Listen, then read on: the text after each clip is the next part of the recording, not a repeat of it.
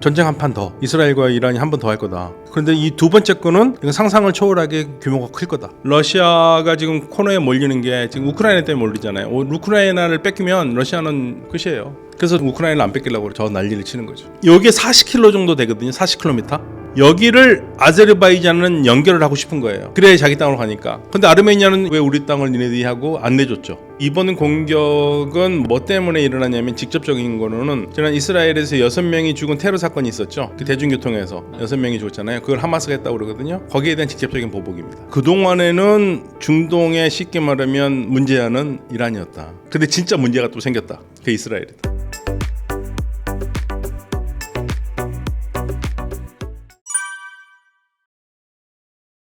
아부다비가 그러니까 우리가 좀 우리 독자분들께 설명을 드려야 되는데 아부다비가 왕국 이름이면서 아랍에미레이트 연방의 수도입니다.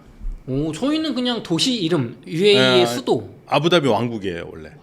예, 그러니까 우리가 아미르 연방국이거든요. 아미르가 7분이 계십니다. 그러니까 아미르 7명이 다스리는 7개의 아미르 국가가 있어요. 그 중에 하나가 아부다비고 그 중에 하나가 우리가 알고 있는 두바이예요. 그렇게 7개가 있거든요. 7개가 따로따로 독립체산제를 해요. 그런데 작아요. 그러니까 외적이 오면은 위험하잖아요. 그러니까 우리 위험하니까 같이 뭉쳐서 나라를 만들어 보자.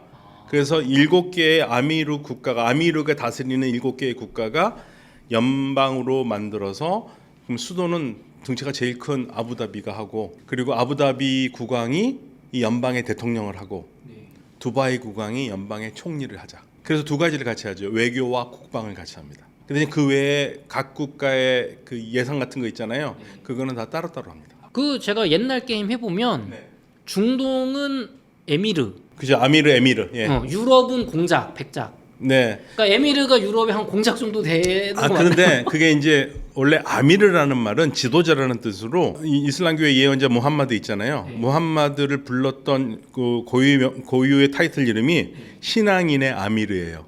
아미르 무미닌 하면은 신앙인을 이끌어가는 사람. 그러니까 아미르가 그렇게 낮은 급은 아닌데 나중에 이제 근대에 들어와가지고 좀 낮은 급처럼 왕자처럼 들리죠. 왕자나. 그런데 사실은 아미르가 굉장히 높은 말입니다. 그래서 우리가 이제 중동 지역을 했었을 때 보통 술단이란 말은 잘 알잖아요. 네, 술탄은 이제 유럽 쪽의 왕, 킹. 예, 킹. 이게 술단이 있고 그다음에 아미르도 조그만 국가의 왕이기도 하고, 네, 뭐 왕자로 불리기도 하지만 아무튼 공식적인 이름은 아랍에미레이트라 할 때 에미레이트가 이마라트를 말도 안 되게 발음하는 거거든요. 영어식으로요. 예, 써놓은 거를. 그러니까 아미르가 다스리는 국가 체제를 그 복수가 된 게 이마라트예요. 이마라트. 그래서 이마라트라는 것은 이마라 연방이라는 뜻입니다. 지금 여기가 아랍에미레이트라는 게. 네. 예, 근데 이쪽에 또 급하게 다녀오셨을 때 또 재밌는 사건이 있었다고. 네, 뭐 치명적인 사건이 치명적이죠. 그러니까 사실은 저희가 갔던 게 저만 간 건 아니고 우리 성일강 교수랑 또 이건영 박사랑 같이 갔는데, 그 아랍에미레이트에서 요즘 중동 국가들이요 뭐를 많이 하냐면 세계 포럼 같은 걸 많이 해요. 뭐 다보스 포럼 이런 거 있잖아요. 이 포럼 다보스는 우리가 너무 잘 알고 있잖아요. 그리고 이제 중동 지역에서 꽤 유명한 포럼이 마나마 포럼이 있어요. 바레인에서 하는 거. 그건 오래된 건데. 그러니까 그런데 이제 바레인 같은 경우는 지금 아주 가난한 나라가 됐잖아요. 상대적으로 다른 나라에 비해서 석유가 이제 더 이상 잘 안 나니까. 근데 석유가 많이 나는 나라들은 이제 돈도 얼만큼 벌었고 뭔가 국가적으로 중요한 세계의 외교라든지 정치 무대에서 좀 뭔가 보여주고 싶은 게 있어요. 그래서 각 국가마다 포럼을 합니다. 그래서 까타르는 도하 포럼이라는 게 있고, 아랍에미레이트에서는 힐리 포럼이라는 걸 만들었어요. 작년에 1회라고 올해 2회를 하는데 2회차 이제 가본 겁니다. 저는 뭐 발표를 한 것도 아니고 토론하는 것도 아니고, 중동에서 이제 요즘 시기가 굉장히 복잡한 시기잖아요. 그래서 어떤 얘기를 하는지를 귀동냥하러 간 거예요. 이틀 동안 하는 건데 끝나는 날 이스라엘이 공격을 했잖아요. 카타르를 공격을 했고. 예, 깜짝 놀랐어요. 예, 그리고 이제 그 다음 날 중동 회의 하루 종일 하는 게 잡혀 있었거든요. 그래서 이제 그 다음 날 이 회의는 완전히 이제 그 이스라엘 까따르 얘기만 하겠구나 생각을 했죠. 실제로 그 현지 분위기는 어떠신가요? UAE 같은 경우에는 차분해요. 예, 차분하고 이스라엘에 대해서는 이제 저를 이제 주로 만난 사람들이 다 중동 관련된 전문가들이니까 다들 하는 얘기는 굉장히 재밌는 얘기가 하나가 뭐냐면 전문가들이 모였었을 때 미국에 더 이상 의존하기는 어렵다. 아, 미국에 의존하기 어렵다. 네, 미국에는 의존하기는 어렵다. 예, 그렇다고 해가지고 뭐 아랍 국가들끼리 나토를 만들 수 있느냐? 그건 아니다. 예, 걸프 지역에 있는 국가들 있잖아요. 아랍 나토는 어렵고 걸프 지역에 있는 국가들끼리 아라비아 반도에 있는 나라들이 6나라 우리가 알고 있는 사우디아라비아, 아랍에미레이트, 카타르, 오만, 바레인, 쿠웨이트 6나라가 왕국이면서 이슬람 하면서 아랍이거든요. 이 공통점이 있는데 같이 나토란 것은 쉽게 말하면은 군사 연맹체잖아요. 그건 어렵다. 예, 그 대신 경제적으로는 가는데 군사는 서로 이해관계가 다르기 때문에 뭐 우리가 생각하는 것보다는 지식인 측이라든지 지도주층에서는 감정을 많이 지금 억누르고 있는 편인 것 같아요. 이스라엘을 향해서는. 예, 그러나 이스라엘이 넘지 못할 선은 넘은 건 맞다라는 게 중론이고요. 근데 이해가 안 되는 게 이스라엘은 카타르를 왜 이렇게 폭격을 한 겁니까? 작전을? 이스라엘이 카타르를 공격한 거 사실은 해외 어디 있거나 하마스에 관계된 것은 없애겠다는 얘기는 했어요. 그리고 이번 공격은 뭐 때문에 일어나냐면 직접적인 거로는 지난 이스라엘에서 6명이 죽은 테러 사건이 있었죠. 그 대중교통에서 6명이 죽었잖아요. 그걸 하마스가 했다고 그러거든요. 거기에 대한 직접적인 보복입니다. 그런데 다들 생각을 한 거죠. 이게 다른 나라도 아니고 까타르 아니냐. 까타르면 지금 평화의 중재자를 하고 있는 거고. 그런데 까타르에 있는 하마스를 때린다? 이건 상상하기 어렵습니다. 근데 이스라엘 쪽에서는 그런 얘기도 해요. 미국이 오사마 빈 라덴을 잡기 위해서 파키스탄을 들어간 거하고 같다. 근데 그건 다르죠. 왜냐하면 파키스탄과 미국의 뭐 굉장히 우호 관계는 아니지만 이스라엘과 카타르 같은 경우에는 카타르가 지금 가자 평화를 중재하고 있는 나라입니다. 하마스와 이스라엘의 평화 조약을 중재하고 있는 나라. 네, 근데 거기 가가지고 거기 핀포인트 밤을 한다? 그것도 알리지도 않고. 저는 솔직히 처음 이 소식이 나왔었을 때 어떤 생각을 했냐면 미국한테 알렸고 미국이 카타르에게 알려서 양해를 구했을 거라고 생각을 했어요. 저는 그렇게 생각했어요. 그러니까 겉으로는 외교부에서 굉장히 강력한 성명을 내지만 혹시 뒤에서는 이미 합의가 좀 돼 있다. 어느 정도 알리고 그냥 묵과한 수준으로 될 거 아닌가 그렇게 생각을 했거든요. 그래서 그날 저녁에 이제 아랍 친구들이랑 만났는데 그 말도 안 되는 소리야. 그건 아니다. 그래서 제가 그런데 왜 이렇게 조용하냐. 이 정도 너무 조용한 거 아니냐. 그랬더니 여러 다양한 방법으로 압력을 넣을 거라 이런 얘기를 하더라고요. 아니 또 반대로 생각해 보면 교수님, 이스라엘은 레바논도 폭격을 하고 이란도 폭격하고 뭐 마음에 안 드는 나라 다 폭격하지 않습니까? 근데 카타르 폭격했다고 뭐 더 특별히 분노해야 될 이유가 있나? 카타르가 친미 국가죠. 레바논은 완전히 다르죠. 카타르는 세계에서 가장 좋은 공군기지를 미국에 공짜로 제공하고 있는 나라입니다. 친미 국가 중에서 완벽한 친미 국가죠. 친미 국가인데. 예, 그러니까 이거는 어떻게 생각하시면 되냐면 이스라엘이 우리나라에 하마스 조직이 있다고 그래가지고 우리나라를 때린 거와 똑같아요. 우리도 같은 서방색이고 친미인데. 친미 국가고 그 다음에 우리에게는 미군 기지가 있잖아요. 카타르는 미국의 제일 좋은 공군 기지가 있어요. 우리 평택에 있는 미군 기지 세계에서 가장 좋은 기지라고들 얘기하거든요. 카타르의 공군 기지는 평택에 있는 미군 기지는 우리가 90% 돈을 내고 아마 미국이 10% 냈을 거예요. 카타르는 100%입니다. 100% 카타르가 제공하는 데예요. 그러면은 거기를 폭격한다는 건 좀 너무하긴 하네요. 이게 말이 안 되죠. 똑같은 얘기인데 이란이 카타르를 때렸었을 때 얼마나 난리쳤어요. 난리쳤잖아요. 맞아요. 예, 그 정도 아니잖아요 지금. 근데 미국도 트럼프 대통령이 뭐라고 그러냐면 카타르를 때린 건 잘못됐지만 그래도 카타르는 테러 조직에다 가장 돈을 많이 내는 나라라고 그렇게까지 얘기했습니다. 실제로 카타르가 테러 조직 하마스를 숨겨주고 돈을 지원을 하나요? 아니요, 숨겨주는 게 아니에요. 카타르에는 정식적으로 하마스가 있어요. 그건 세계가 다 알아요.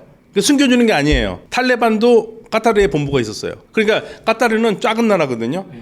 카타르가 어느 정도로 작냐면 카타르가 지금 지도에 보시면 여기 지금 섬나라거든요. 섬나라라기보다는 여기가 어떻게 되냐면 사실은 엄밀히 따지면 한쪽이 사우디에 붙어 있는 나라입니다.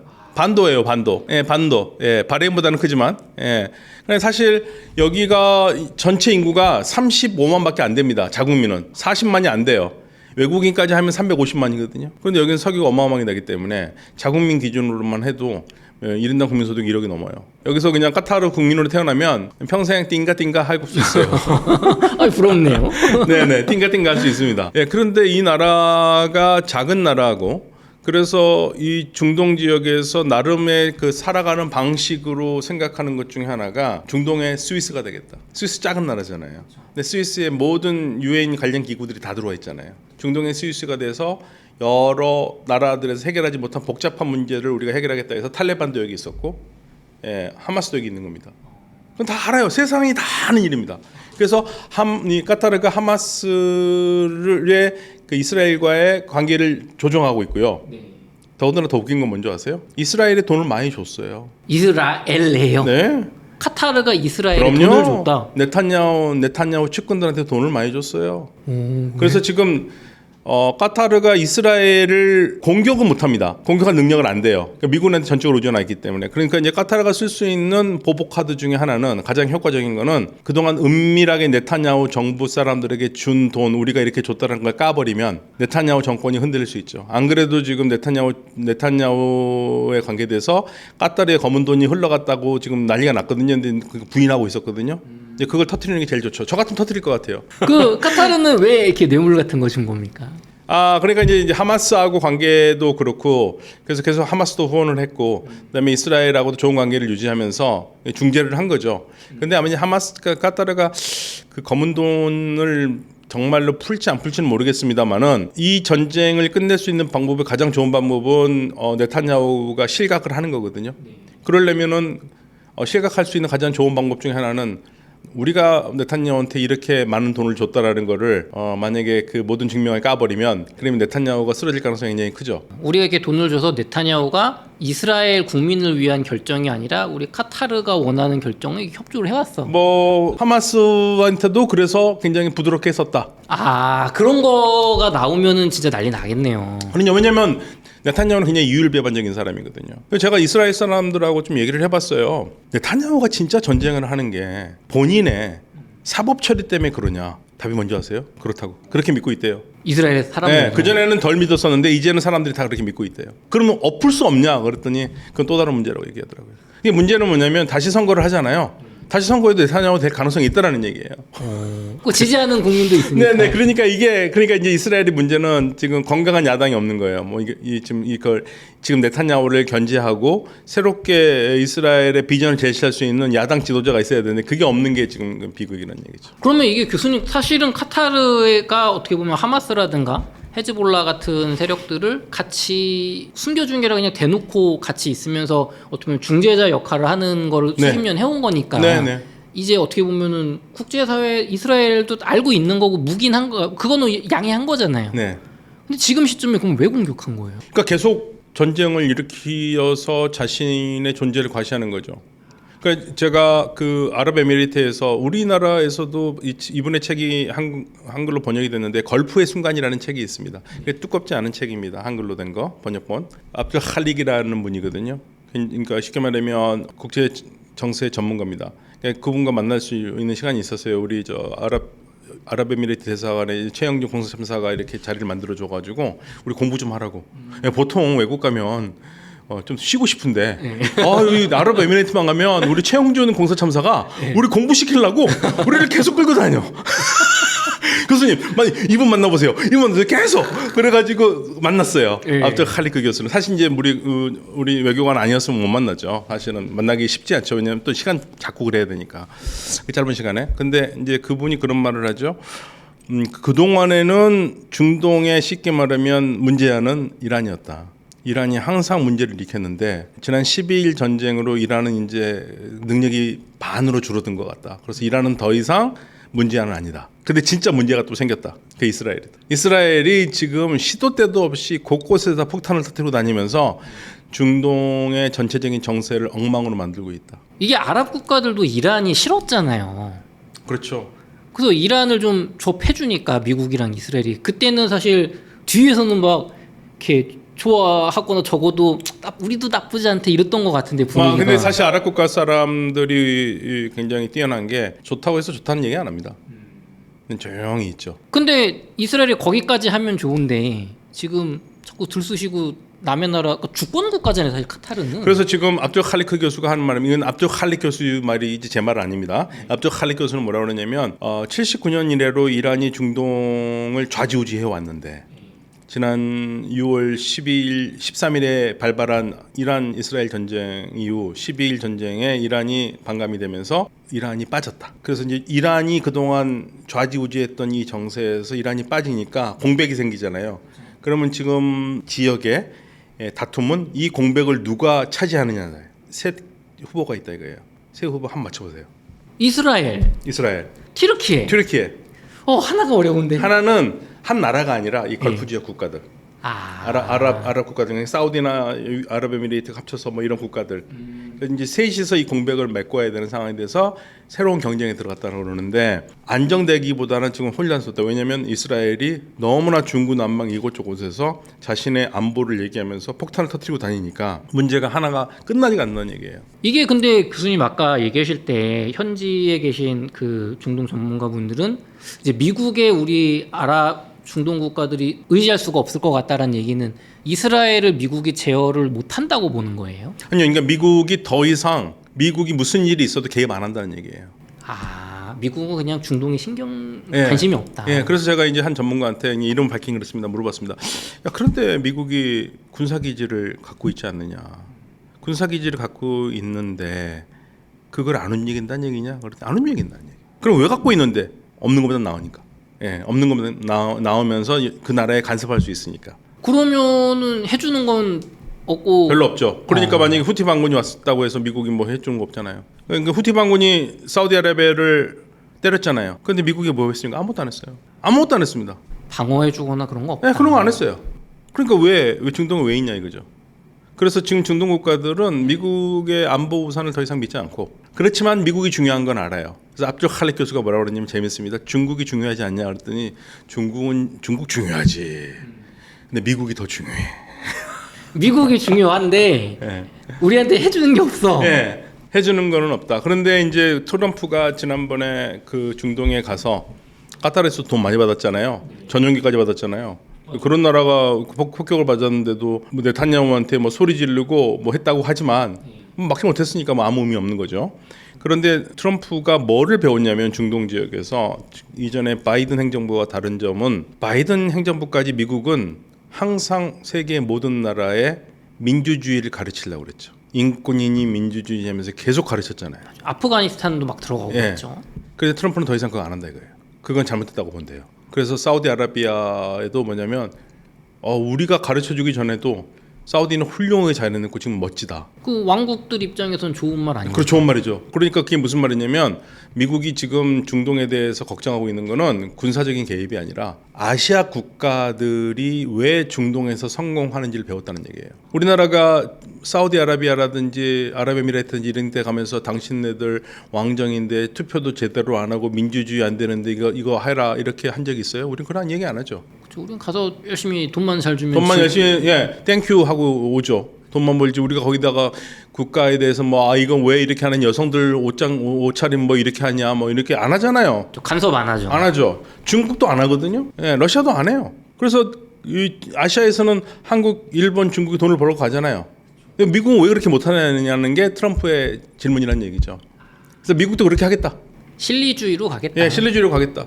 그렇게 가겠다라는 게 지금 트럼프가 중동에 지난번에 순방했을 때 보여준 그림이란 얘기예요. 그러면은 이스라엘이 카타르를 공격했을 때 미국한테 돈 주는 거 없으니까 우리가 실리적으로 너네 뭐 도와줄 필요 없는 거네요. 이젠 실리적으로만 가는 거니까 미국은. 그러니까 미국은 실리적인데 아무튼 공군기지를 운영하고 있잖아요. 근데 생각해보니까 공군기지를 땅을 받아서 운영하고 있으면 세계에서 제일 좋은 공군기지라니까요. 그 공군기지가 사실은 트럼프 일기 때도 문제가 됐어요. 트럼프 일기 때 왜 문제가 됐냐면 당시에 트럼프 일기 때 사우디아라비아하고 아랍에미레이트가 카타르하고 관계를 끊었잖아요. 그러면서 카타르를 몰아붙였다고요. 그럴 때 미국에서도 양분이 됐어요.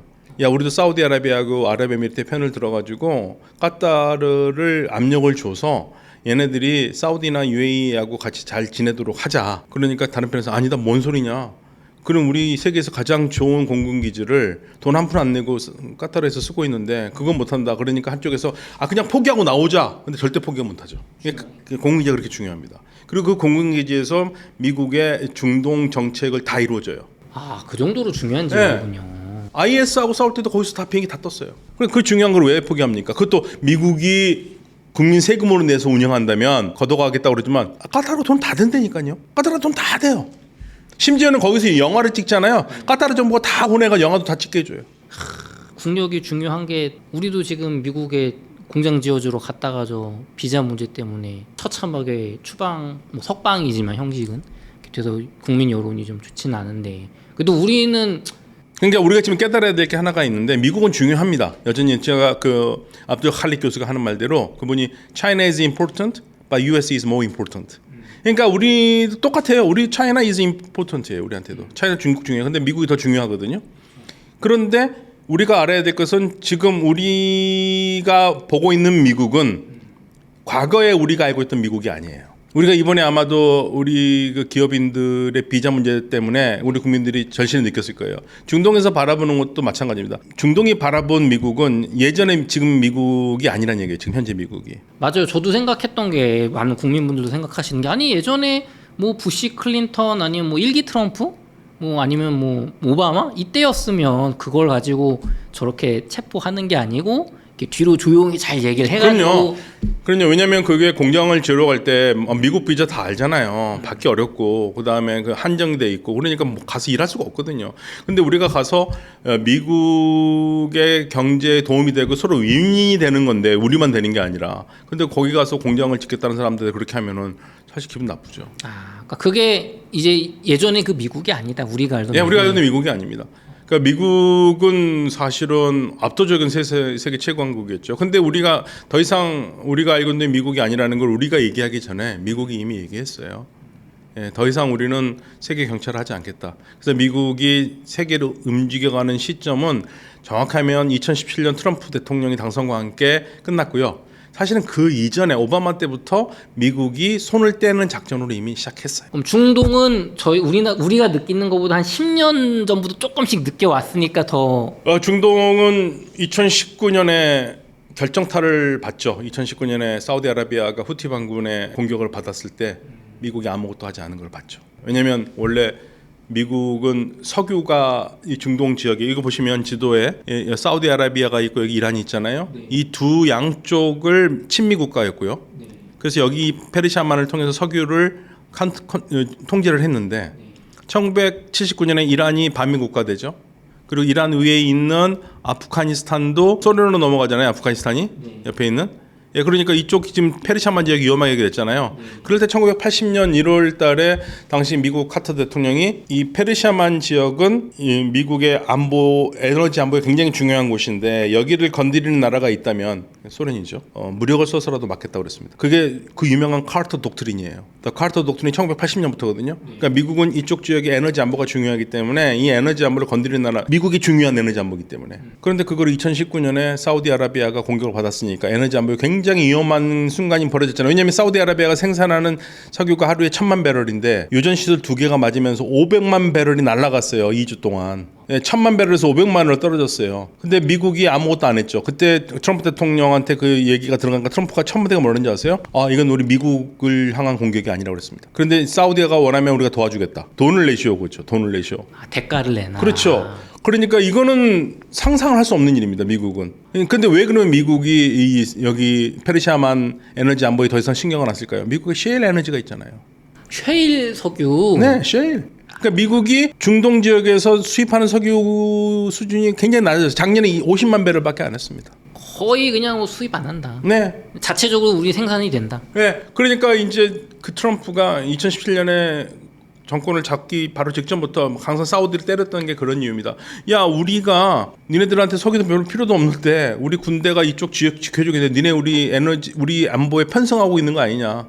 무임승차하고 있는 거 아니냐. 그 얘기를 한 거죠. 그래서 사우디가 급히 막 무기도 막 사주고 그랬잖아요. 더 많이 사고. 그래서 이 중동 지역에 이런 변화가 있어요. 그러니까 중동 국가들이 이제 그걸 알아요. 이게 일시적인 게 아니구나. 네, 2019년부터는 적어도 최소한 2019년부터는 확실히 알고 있고. 그래서 중동 국가들이 미국에 더 이상 미국의 국방에 더 이상 의존하지 않는 거예요.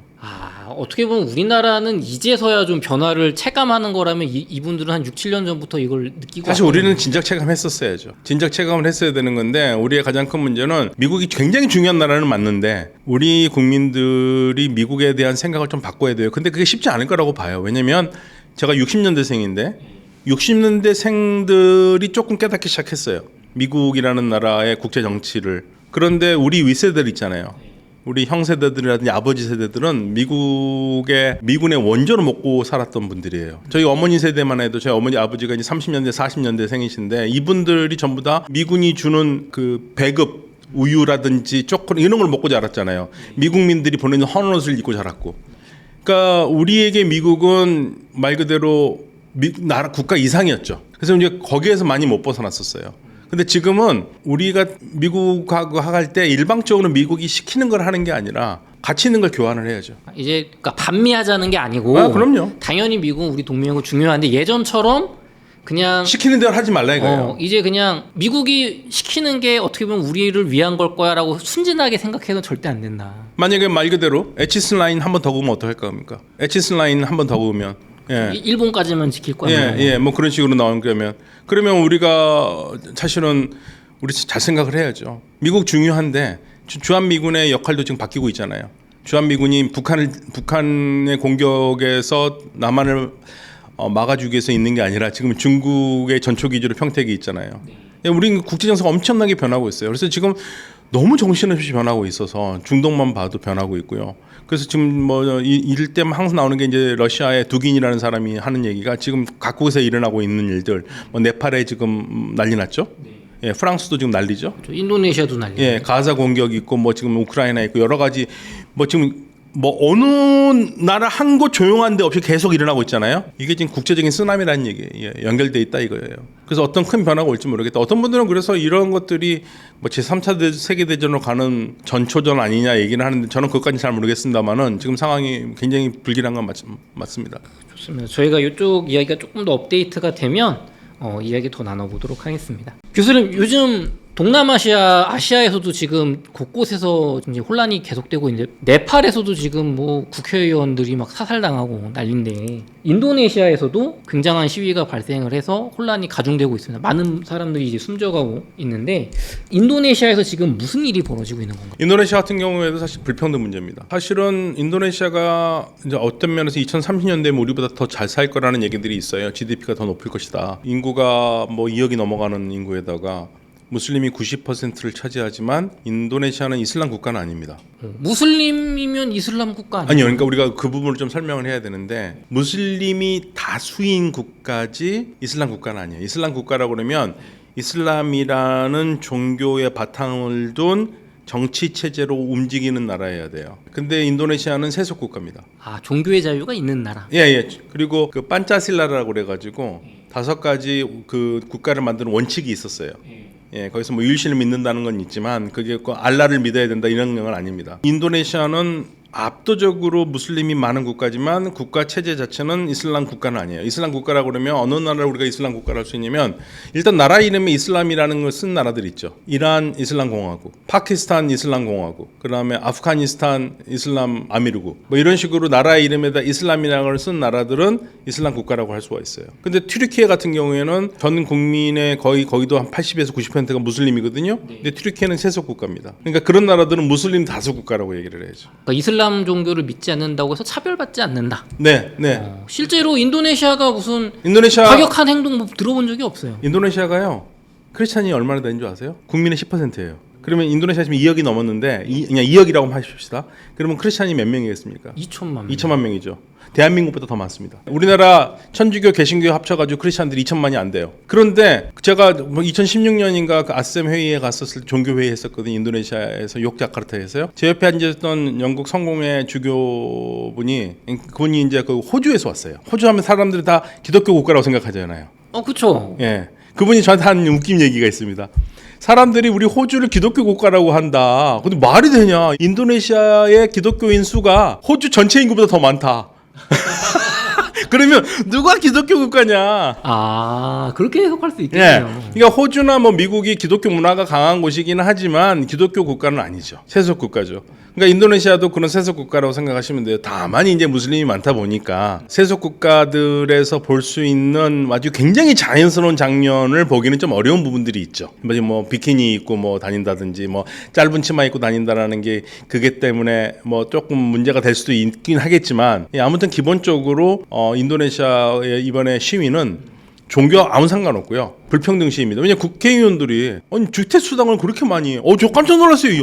인도네시아 저기 국민소득이나 1인당 지금 받는 월급이 얼만데 네, 몇백만 원씩을 받았더라고요. 와 국회의원들이. 그러니까 그게 저도 봤는데 그 국회의원들이 막 박수를 치고 막 좋아요. 그래서 뭔가 했더니 자기들 주택수당이요. 주택수당 뭐 400만 원인가 네. 공짜로 주는 걸 법안 통과. 그러니까요. 그게 말이 안 되는 거죠. 저는 사실 우리 국회도 한 번만 국회의원 하면 연금 받는 거 있죠. 저 그거 없애야 됩니다. 없애야죠. 예, 없애야죠. 어디 감히? 아니 평생 주는 게 어딨어. 뭐 지금 그 여의도에서 뭔 짓을 한다고 그 연금을 평생 받아. 말도 안 되는 소리지. 아 그러니까 국민들이 잘 살고 그러면 그리고 일도 잘하면 그래 뭐 그 정도 너는 니네들 국회 우리를 위해서 봉사하니까 그러는데 그렇게 하겠지만 인도네시아에서 국회의원들이 받는 돈이 이번 국민들의 평균보다 훨씬 많은데 거기다가 주택수당까지 받아요? 그럼 국민들이 뭐 참죠. 예전 같으면 참을 수 있겠죠. 잘 알려지지 않았을 세대가 되니까. 이제는 근데 달라요. 제가 이번에 그 아부다비에서 회의할 때도 가장 많이 들었던 말이 젠지입니다. 젠지. 그 Z세대. Z세대. 예. 전부 다 각 국가들이 얘기를 하는데 전부 다 자기네 국가의 제너레이션 Z 있잖아요. 우리는 Z라고 배웠는데 우리는 MZ 세대라고 하면서 예. 뭔가 막 다르다 하는데 그들은 이제 Z 세대. 예, 젠지라고 그래요. 예, 그러니까 발음도 어려워 우리 발음. 그래서 근데 그 평등에 대한 의식이 굉장히 높잖아요. 예, 그렇죠. 사실은 그게 맞는 겁니다. 우리 젊은 세대들의 평등 의식은 굉장히 중요해요. 예, 그런데 우리도 만약에 국회의원들이 주택수당으로 1년에 단돈 50만 원씩 한 달에 받는다 하더라도 그거 참을 수 있겠습니까? 전 못 참습니다. 맞아요. 근데 인도네시아는 최저임금의 몇 배가 되는 돈을 그러니까요. 기준에 월급을 받는데 공짜로 또 주기로 한 거잖아요. 그러니까요. 1인당 아마도 월급이 50만 원 정도 될 겁니다.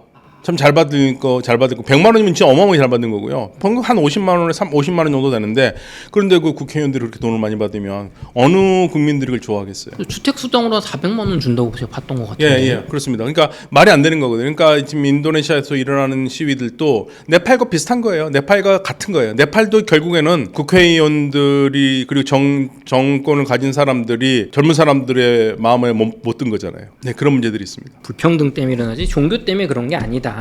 네, 우리도 이제 불평등 얘기를 많이 하잖아요. 사실 이제 불평등 얘기하면 이런 얘기하면 우리 웅달책방이 어떨지 모르겠습니다만은 우리는 이제 군 문제를 해결을 해야죠. 그러니까 사실은 제가 항상 이건 전 지론이니까 그냥 질를게요. 우리 때는 군대를 갔다 오면 가산점이라는 게 있었어요. 예, 60년대 제가 87년에서 89년까지 군복무했습니다. 27개월을 군복무했습니다. 그때 30개월이었어요, 육군이. 근데 대학교 2년 동안 군사훈련을 하면 1학년 때 한 달 반, 2학년 때 한 달 반에서 3개월을 디스카운트를 해줬어요. 그래서 2학년 마치고 가니까 그냥 준 건 아니고요. 2학점으로 군사훈련을 했어야 돼요.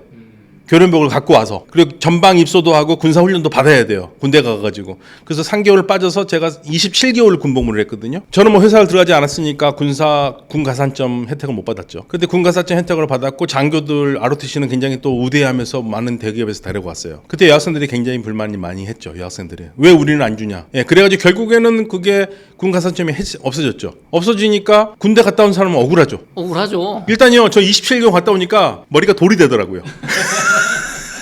제대한 다음에 복학해서 책을 보는데 6개월 동안 글자가 날아다녀. 격리돼 있으니까. 네, 격리돼 있으니까. 저는 그래도 열심히 군대에서 나오기 전에 공부도 한다고 그랬는데 막상 책을 보면 검정거는 글씨인데 글씨가 막 사방대로 날아다니고 집중이 안 되는 거예요. 예전 같지. 예, 6개월 정도 걸리거든요. 근데 지금 우리가 이제 결국에는 남녀평등 문제에서 가장 문제가 되는 게 저는 군대 문제라고 보거든요. 그래서 저는 항상 저희 딸아이한테도 얘기했습니다. 여자들도 군대 가야 된다. 예, 집총을 하지 않더라도 군대만 이게 총 받고 가는 건 아니잖아요. 공익 요원으로도 하면 되잖아요. 저는 똑같이 해야 된다고 봐요. 그러면 평등 문제는 어느 정도 해결된다. 저는 항상 그 주장합니다. 여성들도 군대 가야 된다. 실제로 이스라엘이 중동에서 굉장히 군사 강국으로 지금 패권을 쥐고 있는 것 중에 하나가 이스라엘 다 군대 가잖아요. 여성도 군대를 간다. 네, 군대 가요. 근데 우리는 지금 어차피 병력도 부족하고. 우린 지금 전쟁 국가인데 사실 휴전 네, 국가인데. 그런데 이 말은 저 같은 사람이 할 수 있지 정치인들 절대 못합니다. 표 떨어지니까 못해요. 근데 가야 돼요. 공익이라도 가야 돼요. 솔직히 난 몰라요. 웅달 책방이 앞날은 제가 보장 못합니다만 제 지론입니다. 제가 한 말은 아닙니다. 저의 지론입니다. 네. 그러니까 이제 결국에 교수님 얘기하시는 거는 군사 어떤 병역에서의 불평등을 없애고 사회 남녀 여성 차별에 대한 거는 별도로 가야 되는 거고. 네, 그렇죠. 등가 교환하면 안 된다. 그럼요. 등가 교환하면 안 되고 이때 남성들이 가장 느끼는 불만이 아마 군대 문제가 가장 클 거예요. 군대 좋아서 가는 사람 없잖아요. 그리고 또 하나 바꿔 이왕 나오는 김에 군대 제대로 안 간 사람들이나 정확한 이유로 면제되지 않은 사람들은 전기에 발들이면 안 됩니다. 세상에 윤석열 부동씨 그게 말이 됩니까? 옛날 사람들 전부 다 그렇게 연장해가지고 군대 안 갔거든요. 예, 그러니까 아예 군 복무를 한 사람이거나 아니면 정확하게 여러 가지 신체적 이유나 이런 것 때문에 군대를 면제받은 사람 외에는 이상하게 냄새나게 군대를 안 갔거나 이런 사람들은 아예 이 전기에 발 못 들이게 해야 돼요. 아니 남북이 대치된 나라에서 맨날 뭐 자주국방 얘기하면서 군대를 갉아먹는 사람들이 왜 어떻게 그런 사람들이 권력을 잡고 합니까? 맞아요. 지금 우리나라 군 규모가 60만이었는데 지금 40만으로 줄었고 또 몇 년 지나면 이제 30만대 떨어진대요. 그렇죠. 우리 때는 면제가 많이 있었어요. 그러니까 일단 뭐 학교를 중학교 이상 안 다니면은 면제가 됐었습니다. 예, 그렇게 되고 뭐 독자도 6개월 방이. 근데 성일강 교수는 6방이에요. 그런 얘기 신의 아들. 저는 어둠의 자식 27개월. 서로 이렇게 친하시니까 하신 얘기. 네, 성인강 교수. 네.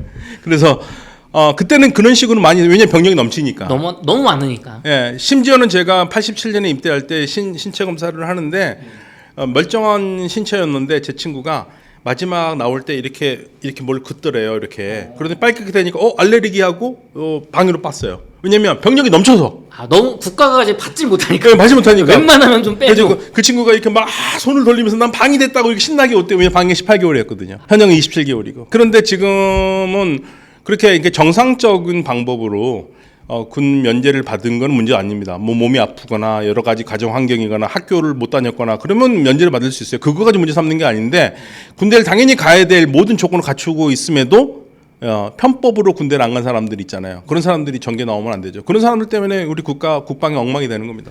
맞습니다. 저도 동의하는 게 여성분들을 징병을 한다고 하면 혜택을 확실히 주면 좋을 것 같아요. 자꾸 무슨 뭐 공무원 가산점 그런 거 하지 말고. 네, 그렇죠. 예. 남자든 여자든 군 전역 정상적으로 의무를 마쳤으면 아니 주택 청약할 때 한 5점 정도 가산점 주면은 둘이 합치면 10점 아닙니까? 그렇죠. 그러면은 한 10년 땡기는 거예요. 그럼요. 뭐 강남 아파트 되는 거예요. 네, 그 다음에 그거는 이제 또 청약하시는 분만 되는 거니까 네. 주택담보대출이나 전세자금 대출 받을 때 군대를 갔다 왔으면 금리 한 0.5%씩 깎아준다. 이러면은 서로들 가려고 할 거 아닙니까? 살면서 그럼요. 혜택이 있으니까. 혜택이 있으니까. 예. 근데 혜택은 안 주고 의무만 주니까. 그리고 요즘 저희가 이제 저도 이제 군부대 강의 많이 가거든요. 제가 마지막으로 받았던 병장 월급이 생명수당이라는 게 있습니다. 저는 그 최전방 쪽에 있었기 때문에 그래서 받았던 게 아마 월급이 10,000원인가 그러고요.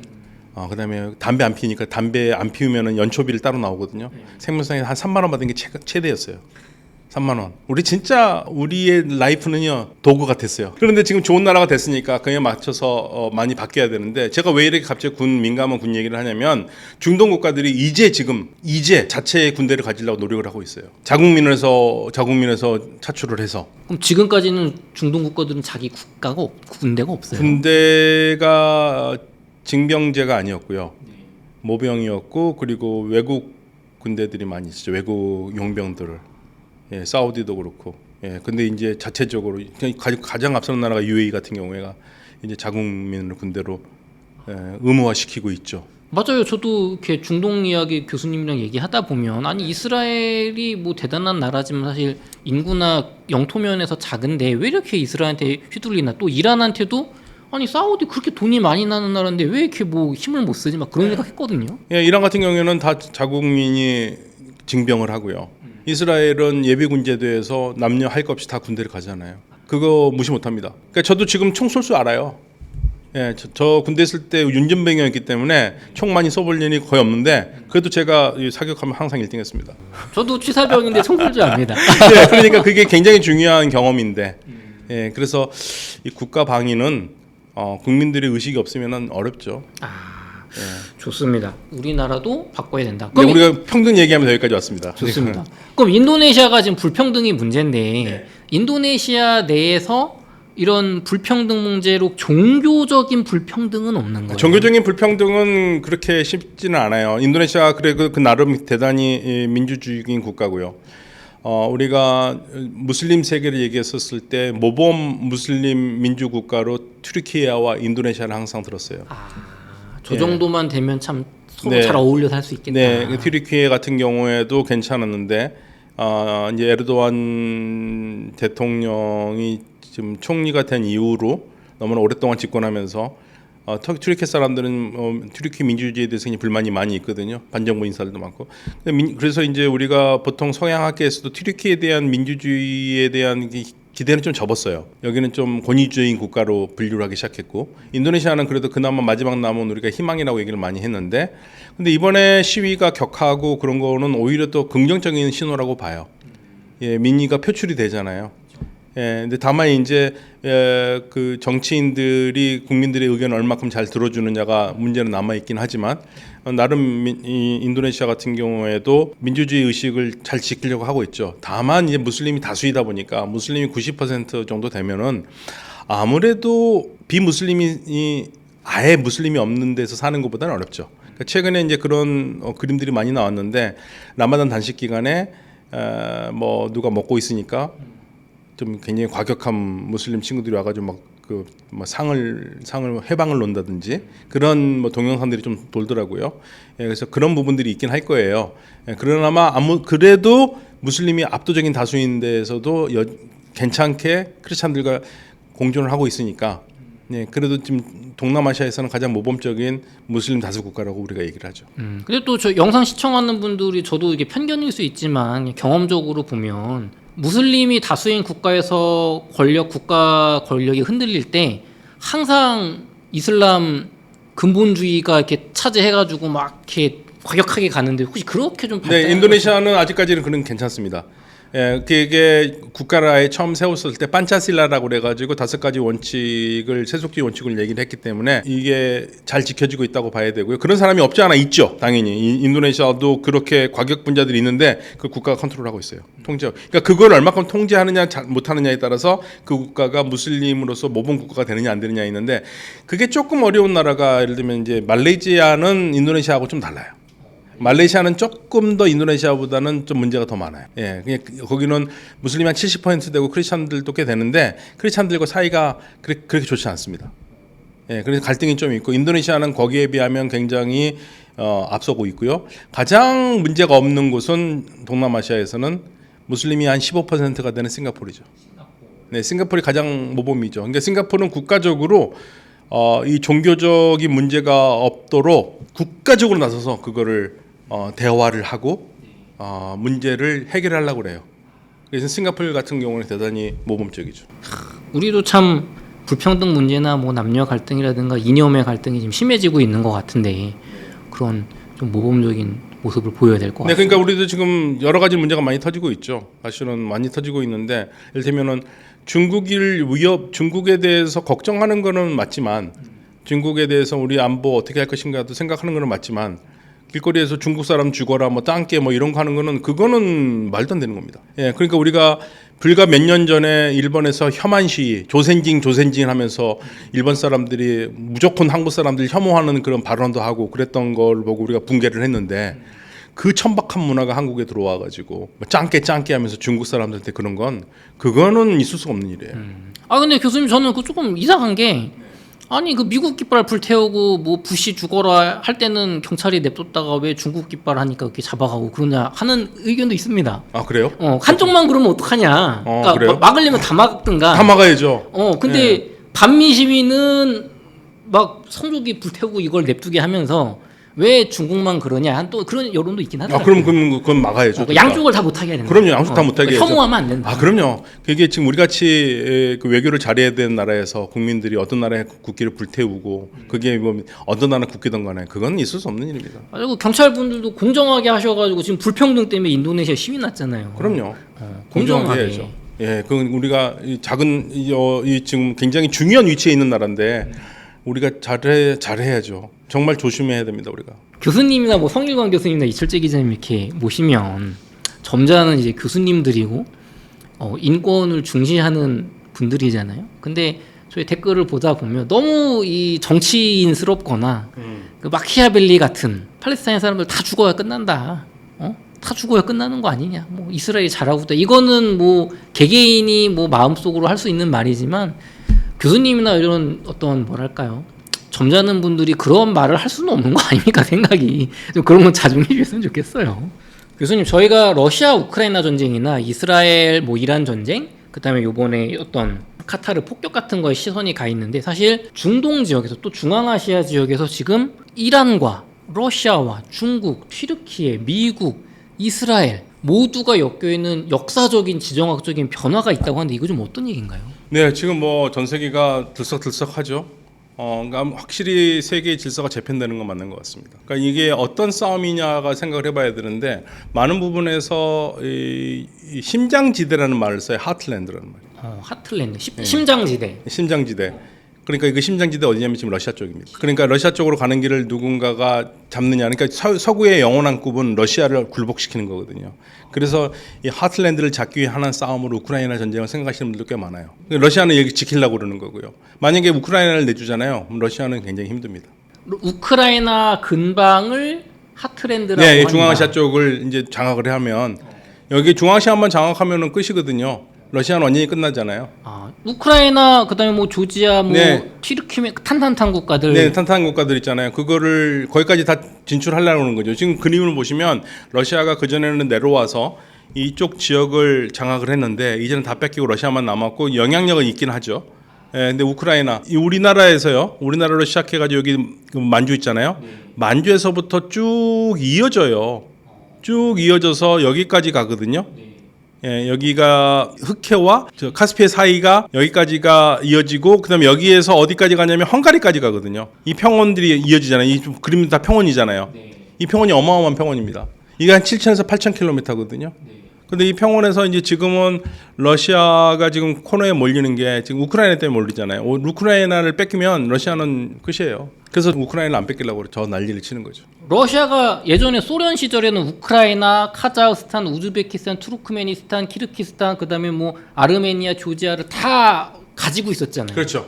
근데 그걸 다 이제 독립시키고 힘이 없어서 뺏겼으니까 코너에 몰렸다. 사실은 이 그림에서 보시면 이 나라가 이란이요.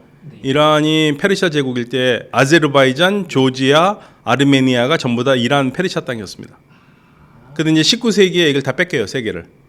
러시아한테. 러시아한테 뺏겨요. 두 번의 전쟁에서 아주 발려요. 발려가지고 두 번 다. 그래서 이 세 지역, 조지아, 아제르바이잔, 아르메니아를 뺏기고요. 예, 그래서 지금 요것만 남은 거거든요. 그러니까 이 러시아는 항상 팽창을 해왔죠. 팽창을 해왔고, 그리고 러시아한테 두 번의 카운터 펀치가 나간 게 첫 번째 카운터 펀치는 징기스칸입니다.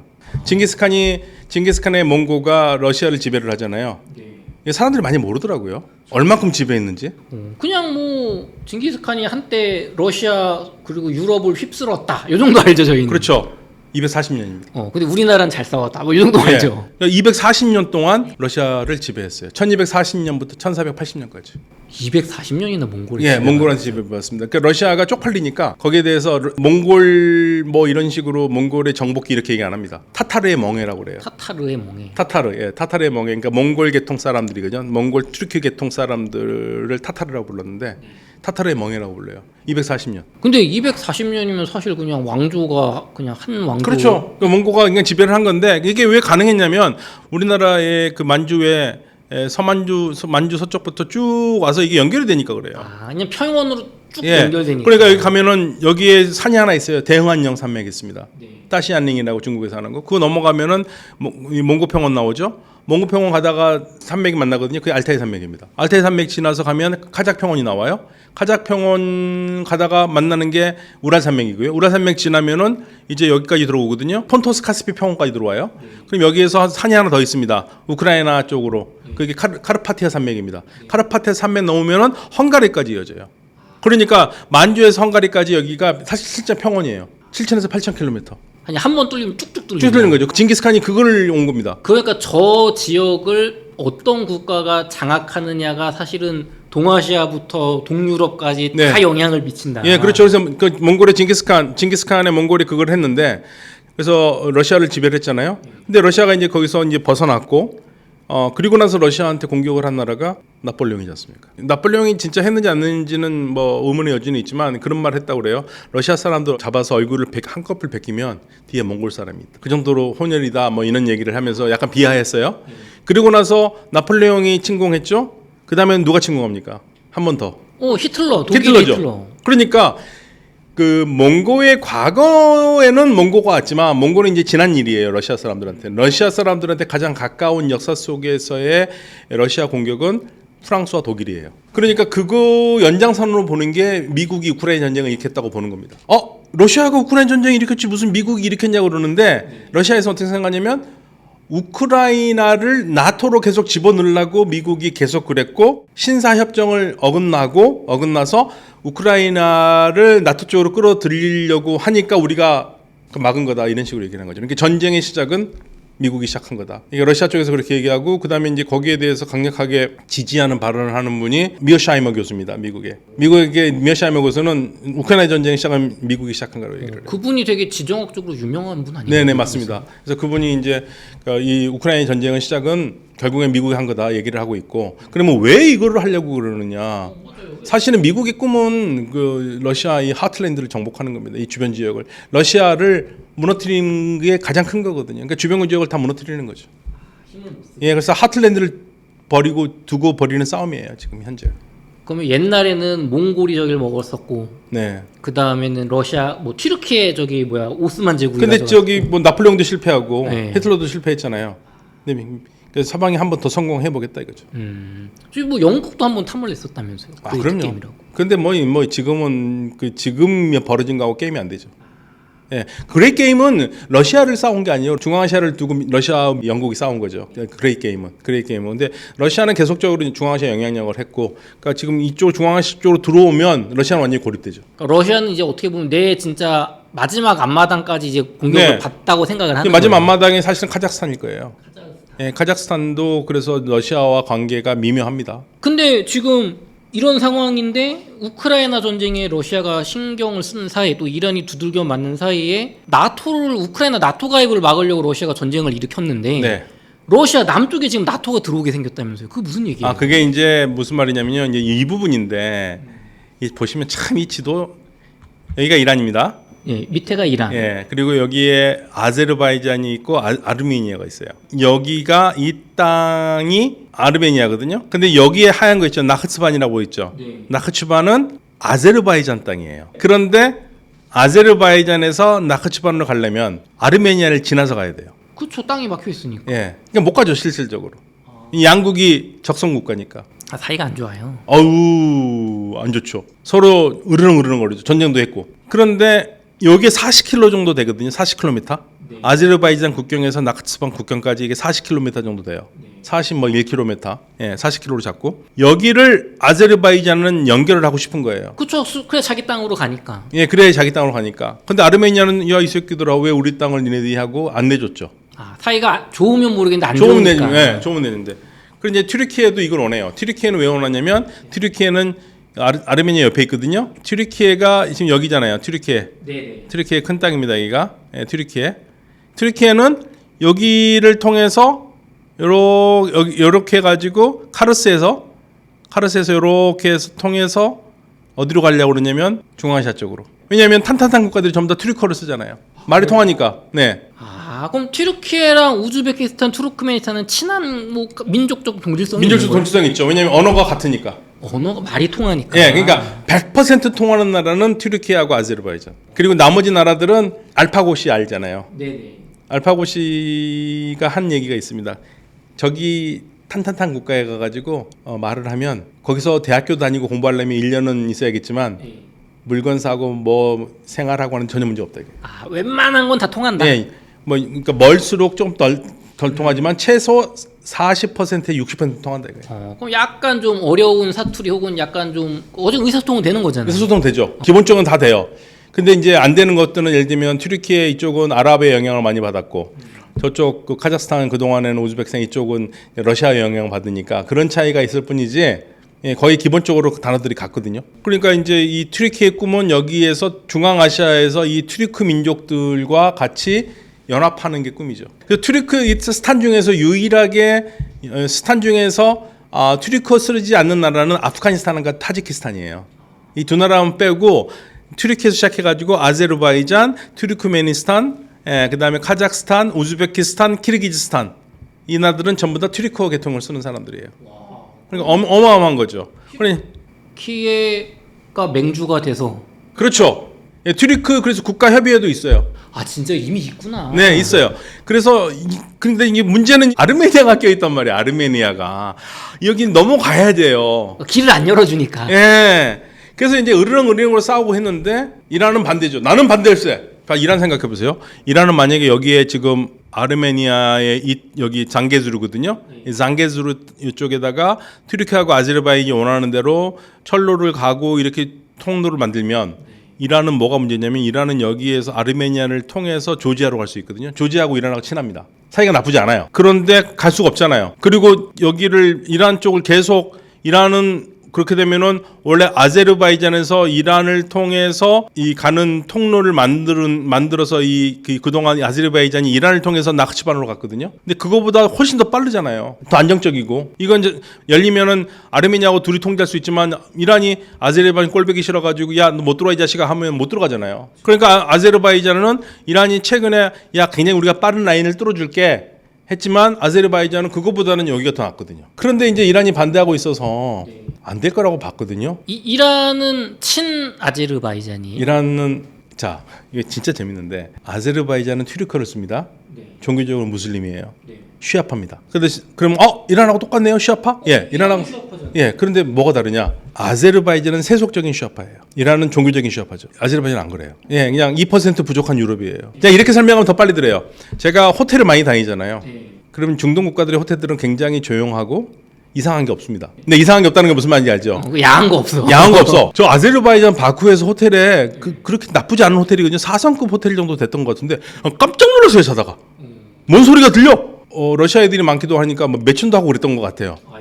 그러니까 그건 상상할 수 없는 일이거든요. 이란 같은 데에서는. 아제르바이잔은 그러니까 왜 뭐 쉬아파 국가라고 하지만 쉬아파 사람들이 있는 거지. 그게 국가의 시스템으로 돌아가는 나라는 아니란 얘기예요. 아제르바이잔이. 그리고 아제르바이잔과 이란이 붙어 있잖아요. 네. 이란에 여기 있는 주가 아제르바이잔 주거든요. 아제르바이잔 사람들이 국경을 사이에 두고 하나는 나라를 이뤘고 하나는 이란에 속해 있는 주를 이뤘어요. 아 그럼 여기 아제르바이잔 사람들이 살아요? 그럼요. 이란에. 그 사람들은 아제르바이잔 국가에 있는 사람들과 아제르바이잔으로 100% 통합니다. 같은 사람들이니까. 근데 국가가 아니라 이란에서 주로 살고 있다. 네. 이란은 국민으로 살아. 20% 정도가 아제르바이잔 사람이에요. 이란이. 그럼 이란이 한 9천만 된다고 하셨잖아요. 예. 그러면은 막 2, 3천만 정도는 될 거예요. 그러면 아제르바이잔은 이란에 사는 이 아제르바이잔 사람들이 나는 이란 사람이야 하고 100% 행복하게 살 수 있겠죠. 그런데 그 중에 몇 퍼센트는 난씨 아제르바이잔 국가와 독립을 같이 할 거야 이렇게 할 수도 있잖아요. 그렇죠. 나는 아제르바이잔이랑 그렇죠. 국가를 하고 난 싶어. 국가를 하고 싶어. 아제르바이잔 국가는 그런 마음이 많거든요. 그러니까 이란은 골치 아프죠. 그렇죠. 우리도 저기 중국 만주에 한국인만 많이 살면 어떻게든 가져오고 싶은 마음이 있지 않습니까? 예. 그래서 이란이 아제르바이잔과 아르메니아는 완전히 수로 원수거든요. 아르메니아는 세계 최초의 기독교 국가예요. 세계 최초의 기독교 왕국이에요. 기원 후 300년에. 301년인가 300년인가 그래요. 세계 최초의 기독교 왕국 국가예요. 지금도 아르메니아는 정체성 기독교 국가예요. 그러면 이란은 그냥 상식적으로 생각해 보세요. 기독교 국가인 아르메니아하고 친하겠습니까? 같은 쉬아파인 아제르바이잔과 더 친해야겠습니까? 아니 아제르바이잔하고 친해야죠. 그렇죠. 그런데 아르메니아하고 더 친해요. 그리고 둘이 싸우면 중립적을 지키고 아르메니아가 질 것 같으면 아르메니아를 응원하고 네, 그렇게 해줘요. 균형을 맞춰요. 아제르바이잔이 너무 잘 나가면 이란에 있는 아제르바이잔 사람들이 동요할까봐. 야 아제르바이잔 요즘 잘 나간다. 저쪽에서 우리 땅 들고 날라서 붙자. 그럴 수 있으니까. 분리 독립할 수 있으니까. 예, 그러니까 분리독립이 항상 이란은 문제거든요. 그러니까 아제르바이잔과 이란은 사이가 안 좋아요. 그런데 안 좋아도 난 너 싫다 이 자식아 이렇게 얘기는 안 해요. 그래 안 좋은 건 너무 잘 알아요. 그러니까 이란이 싫어하는 아제르바이잔을 누가 좋아하겠습니까? 이스라엘이죠. 오, 그렇죠. 이스라엘. 이란은 이스라엘이 너무 싫어하니까. 그렇죠. 그러니까 이스라엘은 이란이 싫어하는 거라면 나는 뭐든지 다 할 수 있어요. 아니 근데 아제르바이잔 아까 저기 쉬아파라고 했잖아요. 상관없어요. 시합하지만 국가는 세속적인 국가잖아요. 이게 종교를 뛰어넘는 거구나. 네, 그렇죠. 그래서 이스라엘과 아제르바이잔이 되게 친해요. 그럼 이스라엘은 왜 아제르바이잔과 친하냐면 아제르바이잔을 잘 자기 편으로 둬야지 나중에 이란과 공격을 할 때 이란을 때릴 때 가장 좋은 곳이 아제르바이잔이잖아요. 아니 국경에 붙어 있으니까. 그래서 거기 공군기지를 때리려고 그러는 거예요. 거기서 공군기지를 써가지고 이란을 때리려고 그러는 겁니다. 둘이 친해요. 작년 10월 달에 이란과 이스라엘이 서로 미사일 주고받았잖아요. 그때 이란 쪽에서 나오는 얘기가 아제르바이잔에서 미사일이 3개 날라왔다는 거예요. 그러니까 이스라엘 쪽에서 거기서 쏜 거죠. 야, 그럼 이건 이란한테 굉장한 위협이네요. 위협이죠.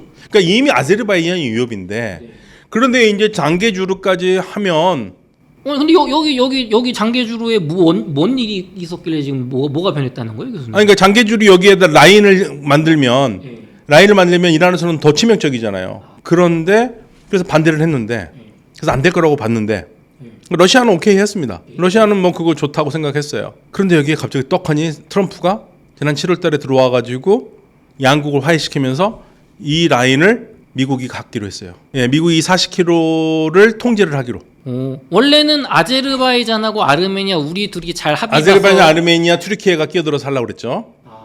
그런데 미국이 끼어들면서 미국이 우리가 하겠다. 그래서 99년간 미국한테 이 땅을 내주고 라인을 연결해주고 그다음에 여기에 이제 안보 문제가 됐잖아요. 안보 문제 되는 건 미국에서 1,000명 정도 되는 병력을 미군이 아니고 미군과 계약을 맺은 민간 용역 부대 있잖아요. 민간 군인 같은 거. 예. 퇴역군인 뭐 이런 사람. 뭐 그런 해가지고 거기 그러니까 정식적으로 미군은 아니죠. 그러니까 쉽게 말하면 러시아 우크라이나 전쟁할 때 러시아 군대가 들어가면 침략이 되지만 러시아를 지배를 받는 민병대가 들어가는 거는 괜찮잖아요. 그래서 그때 프리고진단 그게 그거예요. 용병 같은 거. 그게 그러니까 저하고 남 PD가 같이 군사 부대를 하나 만들어 가지고 민간 부대잖아요. 그걸 정부에다 돈 받고 우리가 가서 우리 군이 하기 어려운 걸 하는 거죠. 그러면 우리가 한 거지 대한민국은 한 건 아니거든요. 그래서 문제가 없어요. 그래서 미국도 여기다가 미군이 들어가면 문제인데 민병대를 집어넣는 거죠. 근데 사실상 미군이죠. 형식만 그냥. 그러니까 이제 이란은 더 난리 나죠. 그럼 이란 북쪽에 사실상 미군이 들어오는 거죠. 그럼 미군만 들어오겠습니까? 그 라인을 타고? 그렇죠. 서방의 자산이 들어오고 이스라엘도 들어올 거고. 그렇죠. 거길 미군이 관리하니까 거길로 통해 가지고 튀르키예 통해서 아르메니아 통해서 아제르바이잔에 뭐 이스라엘 미사일이 가든 말든 뭐 어떻게 합니까? 그렇죠. 그러니까 난리가 난 겁니다 지금. 러시아는 이 라인에 기본적으로 찬성을 해요. 그런데 이 조건을 줘. 그렇지만 니네들 뭐 아제르바이잔, 아르메니아, 조지아 니네들 뭐 나토 죽는다. 미군이 들어온 것까지는 내가 참는데. 나토 죽어. 나토 들어가면 죽여. 그런 입장이죠. 왜냐하면 러시아는 원래 이 장계수루 회랑을 찬성했어요. 근데 튀르키예가 관리하는 걸 찬성한 거잖아요. 그렇죠. 이 나라들이 하는 거를 찬성을 한 거죠. 근데 이제 미국이 들어왔고 이게 다른 문제를 이제 할 거를 러시아는 고민을 하는 거죠. 러시아한테 또 고민이 뭐가 있나요? 이들이 나토로 들어간다면. 나토를 가입한다. 조지아 봐보세요. 조지아는 바로 러시아 바로 아래예요. 조지아. 지금 러시아가 걱정하는 게 나토를 가입한다고 할까봐 걱정한다고요? 그럴 가능성도 있죠. 왜냐면 조지아도 지금 봐보세요. 조지아 원래 이름이 우리 때는 그루지아로 불렀습니다. 근데 이제 영어식으로 조지아라고 부르는 거예요. 이름 바꿨어요. 러시아식에서 영어식으로. 영어식으로 바꿨습니다. 그게 뭐 조지라는 영어 이름 있지 않습니까? 그게 게오르그 할 때, 그게 이제 기독교의 성인이기도 한데 사실은 이제 조지아가 그 성인 이름에서 온 것 같지는 않고 다른 이름에서 왔는데 이제 이름 발음이 비슷하니까 보통 조지아를 세인트 조지 뭐 영국의 성인 있잖아요. 뭐 그 용을 죽이고 하는 12세기 13세기 왕. 그런데 그거하고는 상관이 없다고들 언어학자들은 얘기는 해요. 그렇지만 아무튼 이름을 조지아기 때문에 많은 사람들이 조지아는 안 그래도 크리스천 국가고 그러니까 이 조지아가 세인트 조지에서 나왔을 것이라고 다들 얘기를 합니다. 근데 원래는 그건 그 어원적으로 보면 그러지는 않아요. 그런데 이 조지아는 러시아하고 사이가 안 좋았죠. 러시아가 조지아 침략했었잖아요. 그렇죠. 그러니까 조지로 간 거죠. 너 내가 소련에서 이제 망했다고 막 이렇게 서방에 붙으면 안 돼 이렇게 한 번씩 보여준 거예요. 보여준 거죠. 그런데 이제 여기에 얘도 지금 간신히 눌러놨는데 아르메니아, 아제르바이잔 요것들이 또 땀만 먹고 그럴까봐. 그러니까 러시아는 이 녀석들이 나토에 들어가지만 않는다면 오케이인데 장계주로는 일단은 뭐 자기가 처음부터 러시아가 거기에 찬성을 했으니까 그 전부터. 근데 이제 트럼프가 들어오면서 트럼프가 국제 번영과 평화 트럼프로로 만들었잖아요. 또 길 이름을 그렇게 짓고. 아니 그걸 여기 아제르바이잔, 아르메니아가 멋있게 이름을 줘가지고 이건 트럼프로라고 한 겁니다. 국제 평화와 번영을 위한 트럼프의 회랑. 아르메니아하고 아제르바이잔은 미군이 저기를 안전관리 해준다고 본인들 국가 좀 안전 보장을 받는 그런 건가요? 아무래도 이제 미국이 들어가서 99년간이니까 아 99년이면 미군이 미국과의 있는데- 결속이 좋아지겠죠. 그럼 유럽도 여기 이 라인에 끼고 싶고 할 거고요. 그러면은 이란이나 러시아가 쳐들어오는 걸 상당히 제어할 수 있다. 그러니까 이란은 지금 제일 골치 아픈 건 사실은 러시아보다 이란이에요. 이란은 이란이다. 이거를 지금 반대를 했는데 예. 이게 반대가 되긴커녕 더 강력한 미국이 들어왔다. 그쵸. 미국은 너무 싫은데 지금. 그래서 이란이 가만두지 않겠다 그랬어요. 예. 그래서 제가 이란이 할 수 있는 게 뭐가 있을까? 아무리 찾아봐도 이란이 할 수 있는 게 없어요. 아무리 찾아봐도. 아니 지금 이스라엘이랑 미국한테 맞아서 지금 힘이 네, 없잖아요. 그러니까 그걸 막기 전냐 할지라도 예. 만약에 여기 회랑이 만들어지면 우리가 모든 수단을 써서 막겠다 그러는데 예. 모든 수단을 써서 막을 수 있는 방법이 하나도 없어요. 왜냐면 이게 이란의 국경을 통한다면 몰라도 이란 국경은 아니거든요. 아르메니아 땅이잖아요. 예, 그러니까 할 수 있는 게 없어. 저기 공격하면 남의 나라 괜히 그렇죠. 공격한 거잖아요. 그러니까 이란으로서는 지금 머리에 큰 돌덩이를 안고 있는 거예요. 더 재밌는 거 얘기 드릴까요? 이란이 여기만 지금 문제 있으면은 그래도 버텨보겠죠. 다른 데또 또 다른 문제가 아니면 그 동안에는 우리가 이란을 얘기할 때 이란이 우리가 쉬아 초승달이라는 거 있었잖아요. 2003년에 사담 후세인이 무너지기 전까지는 네. 이라크를 사담 후세인이 지원하고 있었죠. 네. 그러니까 이란에서 이라크를 거쳐서 시리아 거쳐서 레바논 가는 게 굉장히 좀 어려웠어요. 레바논 남부에 이스라엘과 붙은 지역의 이쪽에 헤즈볼라가 있습니다. 헤즈볼라한테 돈과 무기가 가려면 시리아가 이란 편이어야 돼요. 왜냐하면 이 시리아를 통하지 않고서는 레바논 못 들어가요. 그런데 시리아는 이란 편이었죠. 예전에는 이란 편이었죠. 예, 그러니까 이라크만 잘 통과하면 시리아를 거쳐서 레바논으로 가가지고 헤즈볼라한테 무기와 돈을 줄 수 있었어요. 그렇죠. 그 다음에 그걸로 이스라엘 공격시키고. 이스라엘을 못 살게 굴고. 예. 예. 그런데 2003년에 이라크가 사담 후세인에서 무너지죠. 그리고 이라크가 미국이 뭐라고 그랬냐면 민주주의 하겠다고. 근데 이라크라는 나라는 60%가 이란과 같은 시아파예요. 그러니까 국민 투표하면 누가 잡겠습니까? 시아파가 잡. 예, 이란과 가까운 시아파가 정권 잡을 거 아닙니까? 예. 그래서 요르단 국왕이 그때 2004년에 뭐라고 그랬냐면 자, 지금 미국이 사담 후세인을 제거한 다음에 이라크에 민주주의 정부를 세우려고 그러는데 그러면 시아파가 정권 잡을 거 아니냐. 다 같은 한 표니까. 예.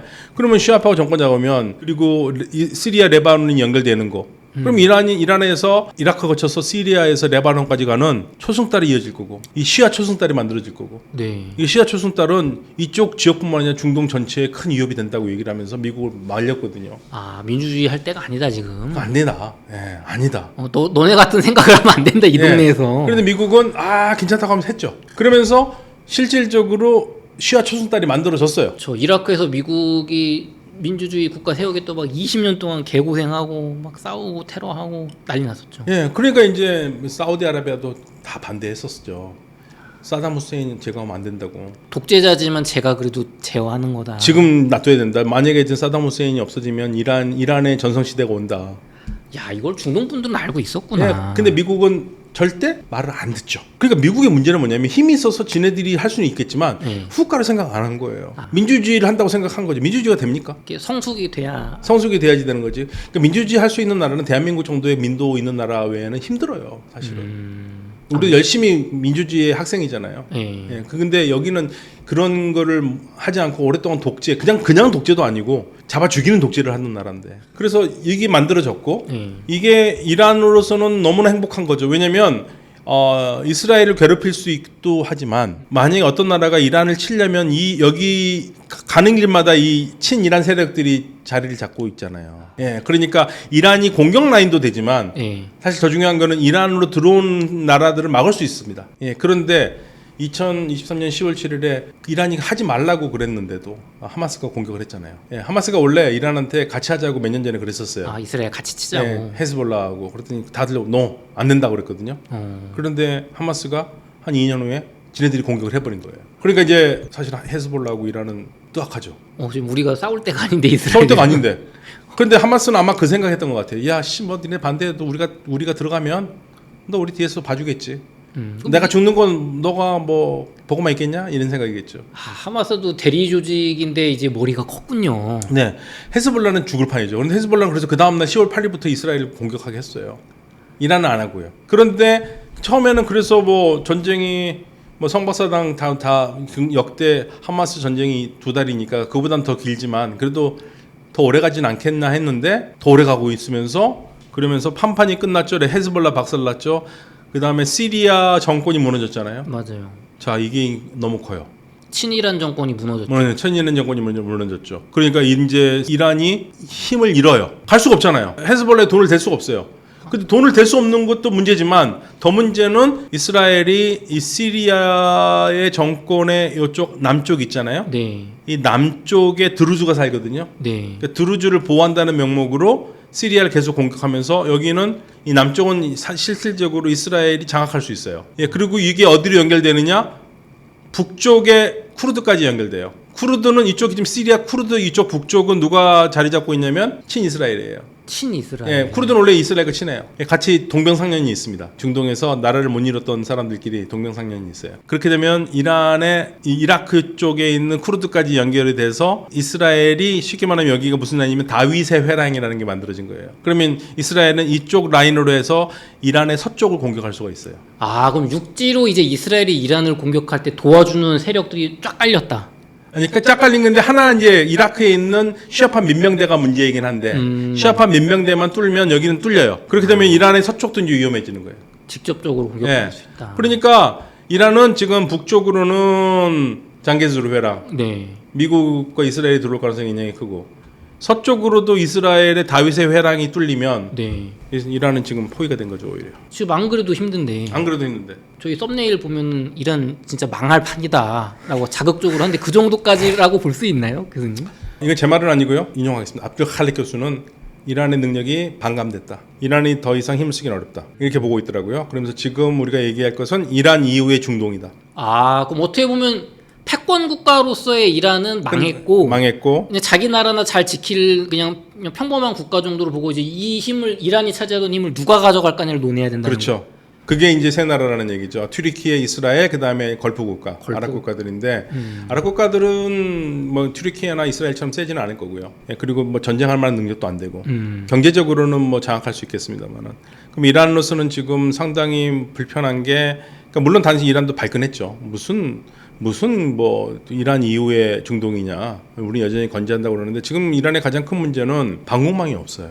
그러니까 여전히 이란의 탄도미사일은 위협적인데 문제는 성일관 교수하고 항상 우리 둘이 생각하는 것 중에 하나가 만약에 이스라엘과 다시 싸움을 된다. 이스라엘이 꼼짝을 못하도록 이란이 탄도미사일로 완전히 모든 시설을 다 부셔가지고 이스라엘이 비행기 하나도 못 뛰게 하면은 되겠지만 그게 사실 실제로 불가능하거든요. 그렇죠. 그러면 때린 다음에 이스라엘이 비행기를 날려서 이란을 때릴 거 아닙니까? 네. 근데 이란은 그 막을 수 있는 능력이 없어요 현재.